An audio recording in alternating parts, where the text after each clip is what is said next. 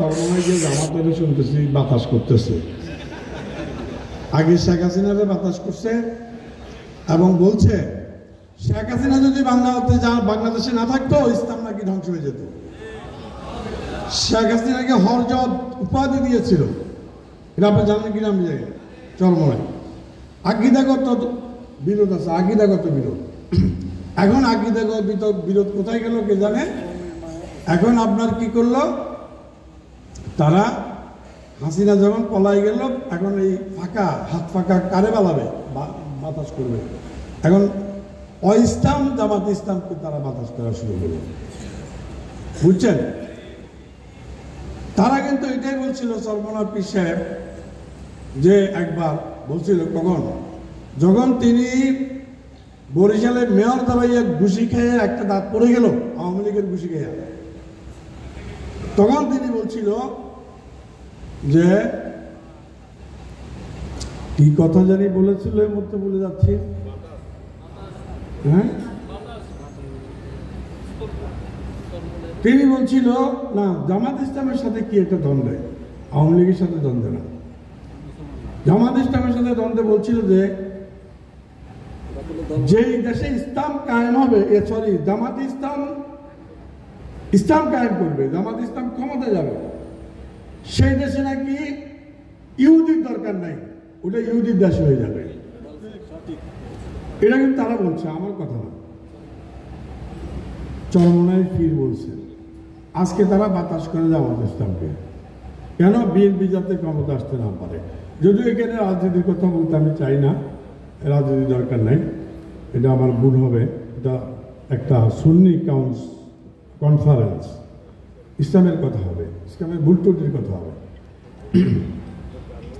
তারা এখন এই সকল মিথ্যা দিয়ে মানে ইসলাম কায়েম করতেছে। এই ইসলামকে দিয়ে জামাত ইসলামকে স্কিন শুষ্ক রুক্ষ হয়ে যাবে বলে কি বাইরে যাবে না? জাস্ট 1 2 3 4 করো, স্কিনটাকে রিভাইভ করো। বাংলাদেশে না, পৃথিবীর কোথাও ইসলাম কায়েম হবে না।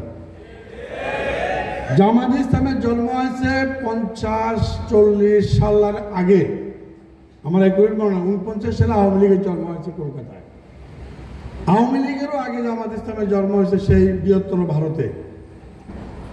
সেই ভারত, সেই পাকিস্তান, সেই বাংলাদেশ, সে শ্রীলঙ্কা, সেই আপনার কি বলে আমাদের যত ইসলাম অধ্যুষিত দেশ আছে, পাকিস্তান, তারপর আপনার ধর ইন্দোনেশিয়া, কোথাও জামাত ইসলাম কোনোদিন কোনো ক্ষমতায় যেতে পারে নাই। তাহলে এই যে ইসলামিক একটা দল হয়ে ইসলামিক কথা তারা বলে, প্রচার করে, এগুলো আপনাদের কাছে অনুরোধ যে এগুলো একটু বিবেক দিয়ে বুঝে বিবেচনা করতে হবে।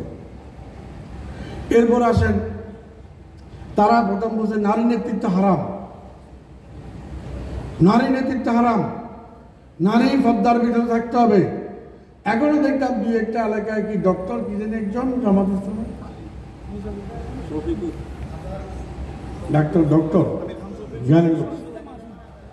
তিনি দেখলাম কালো একটা পর্দা দিয়া নারীদের সাথে কথা বলতেছে, পর্দার দিকে উনি, পর্দার দিকে উনি, মহিলারা। নিজামী সাহেব বললো, মুজাহিদ সাহেব বললো, এনারা ফতুয়া দিল যে নারী নেতৃত্ব হারাম।